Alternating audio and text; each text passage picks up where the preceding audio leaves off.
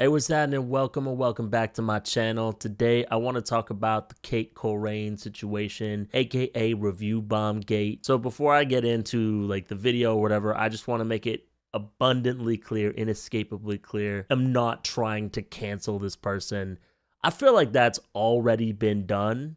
Even though I don't believe cancel culture is a real thing. This person's kind of like had their comeuppance, and that's not why I'm making this video. I wanted to like kind of have a conversation in light of this situation. Anyways, Cait Corrain, pronouns she, they, is a writer and was set to debut in 2024 with a book called Crown of Starlight, I think. Wait, hold on.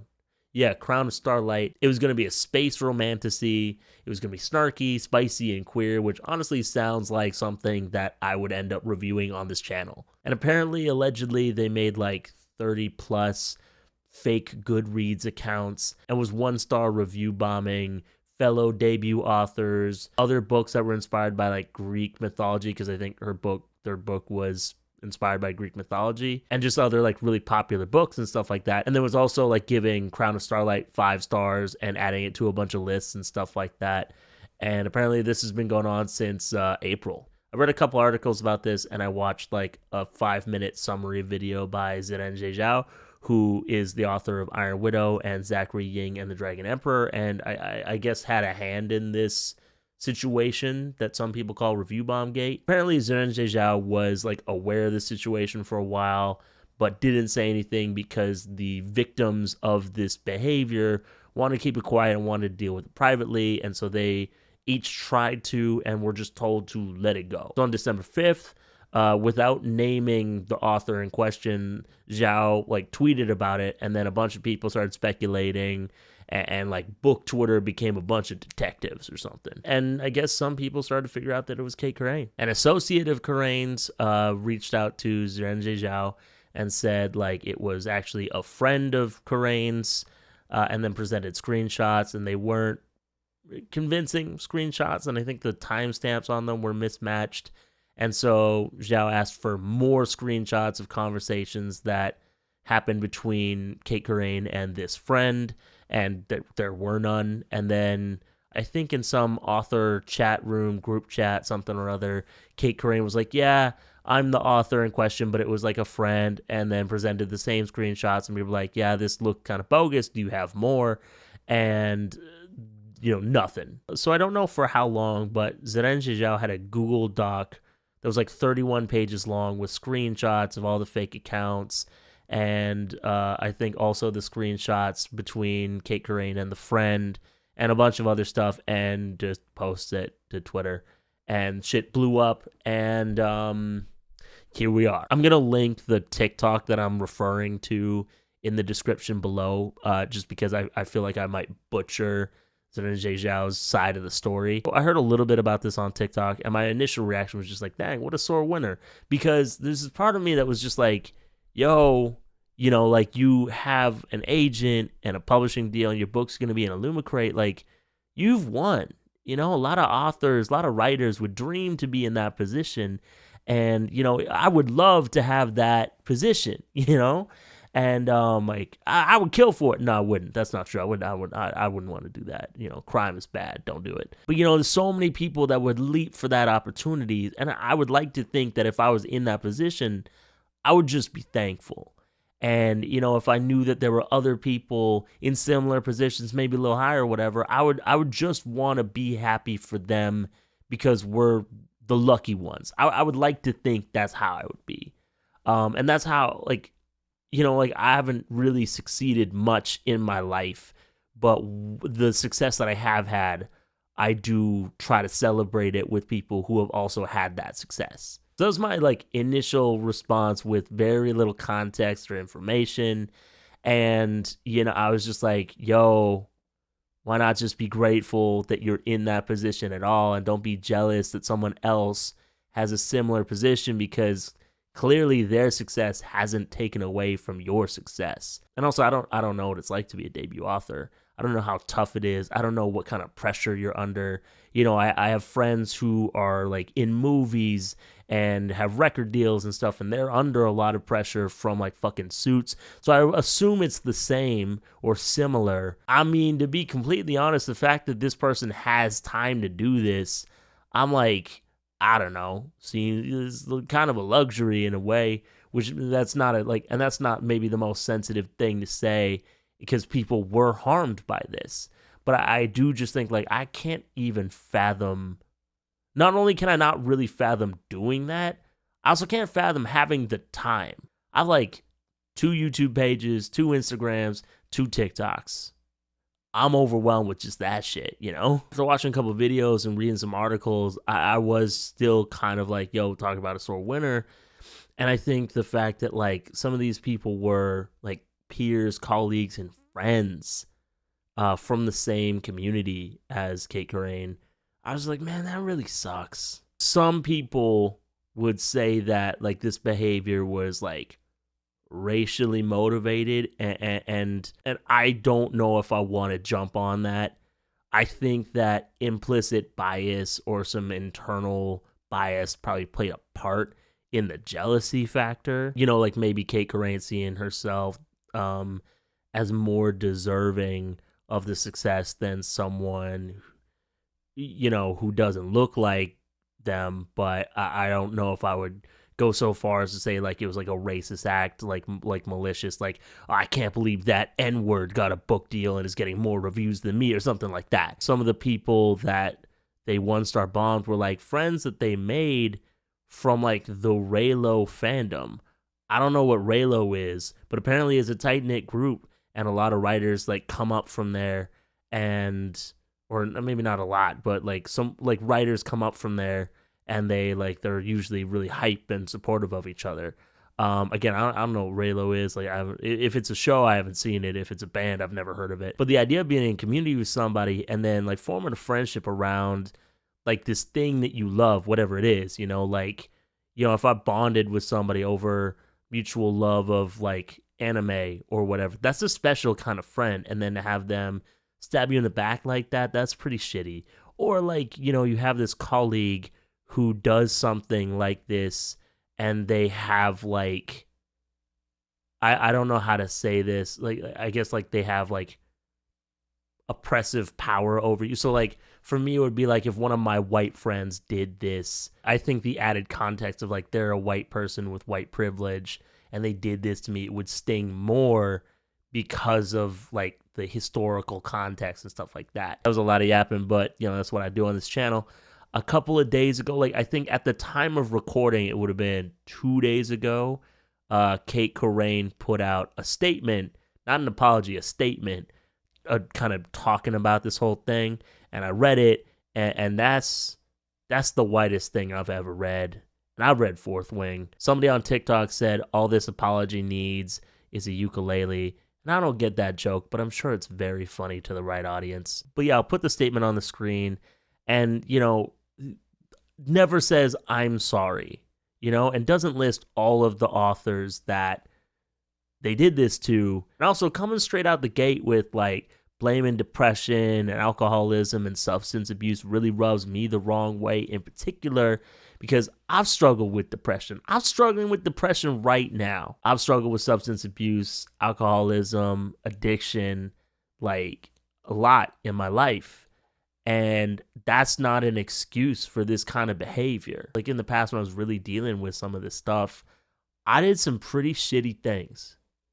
Still my fault. Yeah, like I might not have been in my right mind and I might not have been in a good place, but that's still me. And I just think opening up an apology this way is like a tactic, whether they're aware of it or not, is a tactic to like skirt responsibility, kind of like blame something that isn't you. And I just don't think that that's okay. And also, whatever this person is dealing with, I hope that they get the support and the care and the love that they need to get better. And I know some people will think that I'm being harsh when I say this, but I think the fact that her agent dropped her and her publisher dropped her and Illumicrate isn't gonna like carry the book anymore, which I guess that goes hand in hand. I don't know shit about Illumicrate, so I don't even know what it is, to be honest.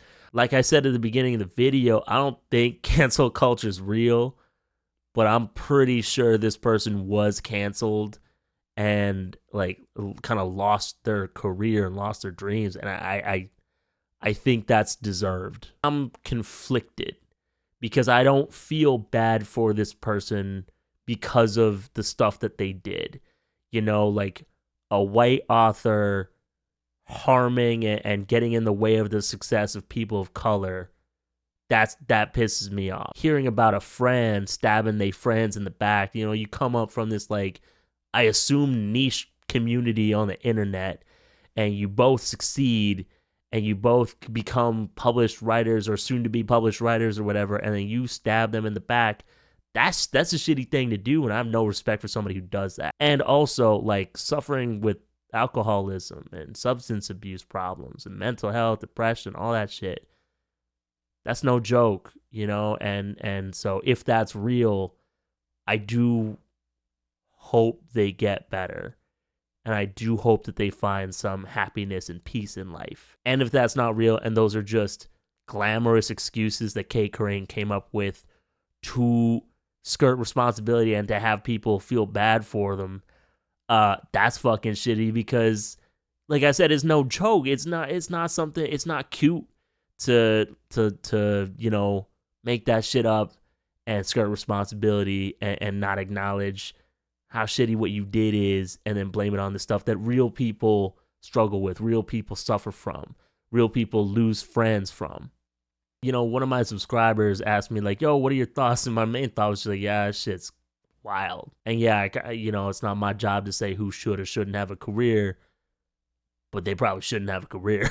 But something that occurred to me, you know, while I was like thinking about this, was that, you know, if this person was struggling with their mental health and was feeling maybe like they don't deserve the success that they've gotten, or they're worried about losing the success that they've gotten, because I hate like mindset stuff, but like scarcity mindset is a phrase that kind of fits in this context. Like, if they're feeling this way, I wish they'd had someone in their life they could talk to about this, and wish they had somebody in their life who cared enough about them to encourage them to maybe like talk it out, you know? And I wish that they didn't feel so threatened by other people's success, you know? I say this a lot, maybe it's corny, but no piece of media, no work of art is worth your mental health. And so if the pressure of the success is affecting you in such a way that you end up in a place where you're creating secret Goodreads accounts to 1-star bomb other books, then like maybe you need to step back and take care of yourself so you don't do it 30 more times, get caught, get dragged online, and then lose your entire career. You know, I think the tortured artist thing is played out, and authors ought to do more to like take care of themselves and make sure they're at their best to produce their best work. And I think that we need to create more spaces where it's okay to talk about feeling insecure about our success, because even like I even have friends, close friends, I can't be honest with about like, hey, generally speaking, I feel like a failure, without them being like, no, you've done stuff. It's like, I don't need to be patronized. I would love to be listened to and heard. I think we need to cultivate more spaces like that. And then also, I think we need to understand that like other people's success isn't really a threat to your success. I think like every industry, all these fucking suits will kind of present it like we have the pie and y'all gotta fight each other for a piece. And I don't remember who said this quote originally. I've heard it Sam Cooke, but I don't think it's really him. But I'd rather have the whole recipe. Fuck it, I'll open up a pie shop and give everyone their own pie. But yeah, you know, I don't know if I have that many unique thoughts. It was a really shitty thing to do. You know, the people of color who were harmed, I think that the context and like the industry bias and all this shit makes that so much worse. But I don't know if I would be confident saying that was racially motivated, like an act of like malicious racist aggression or something. I think I want to go and go through that list and find some of those books and read them and review them. I like, my channel's really small, so I don't know if that's really going to help them that much, but I want to support them, and so I'm going to go find them and figure out which of the books kind of fit the vibe of this channel and present them to you, So I'm looking forward to reading those stories and uplifting, more authors of color, because like I haven't really done it that much on here yet. I would love to do more of it, and that's something that I need to work on, and something that just kind of popped into my head as I was trying to wrap up the video because I gotta make dinner. I think that there is too much pressure on authors to be successful in order to be real writers, and this is probably a naive thing to say, but I think we should say fuck you to that pressure. I think that if you write things and that brings you joy, congratulations, you're a real writer. And you don't have to prove that to anybody. But yeah, in summary, don't make fake accounts to review bomb people. Other people are not a threat to your success. And maybe don't put too much pressure on yourself to succeed under capitalism, because honestly, how much money you make or how many people read your stuff is not what makes you a real writer. That stuff can be nice for sure. And hey, if you can pay the bills off of your art, that's a beautiful thing. And you're one of the lucky ones. But it doesn't make you any more of a writer than somebody who writes fanfic about Ash Ketchum going on a picnic with Luke Skywalker. Hey, if that's a thing, can somebody send it to me, please? Anyways, I think that's enough out of me. So thank you so much for watching this video, especially if you made it to the end. If you like this video, please give it a thumbs up. If you're new to my channel, please subscribe. Apparently, when we get to 10K, y'all get to pick a tattoo for me, and I'll go get that tattoo somewhere. If you want to support the channel, support what I'm trying to do, you can tip me / buy me a coffee. And if you want to support the channel on a more regular basis and gain access to exclusive content you won't find anywhere else, make sure you consider subscribing to my Patreon. There you get one extra rant review video from me per month. I might be reviewing like a romantasy kind of smutty series for the next couple months, so that'll be fun, maybe. And also you gain access to my private Discord server, the Don't Fret Club Discord server. And we've added this perk and kind of made a change to the Patreon, so this is really cool. You also get access to the monthly Don't Fret Club Hang, which is basically like a Zoom live podcast, a Zoom comedy show, is a live stream where we hang out and we talk in real time. I tell stories and jokes, ask y'all questions, and we just have a good time. We did it like last Sunday, and it was super fun, and moving forward, that's the other thing you get. So a rant review and like an interactive live stream extravaganza. So, and also the amazing Discord where we talk about books and writing and anime and D&D. And now we've got a channel where people are just uploading pictures of their pets. So if any of that sounds interesting or exciting to you, make sure you consider subscribing to my Patreon. Patreon's not really your thing and you still want more content from me, make sure you consider subscribing to my second channel, Don't Fret 64, where I talk about anime. I'm reacting to Haikyuu right now, and I'm going to be reviewing some manga. I was going to make that video today, but then this happened, so here we are. Anyways, however you choose to support me, I deeply appreciate it. It means the world to me. Thank you so much again for watching. My name is D, and don't fret. I'll see you next time. Peace out.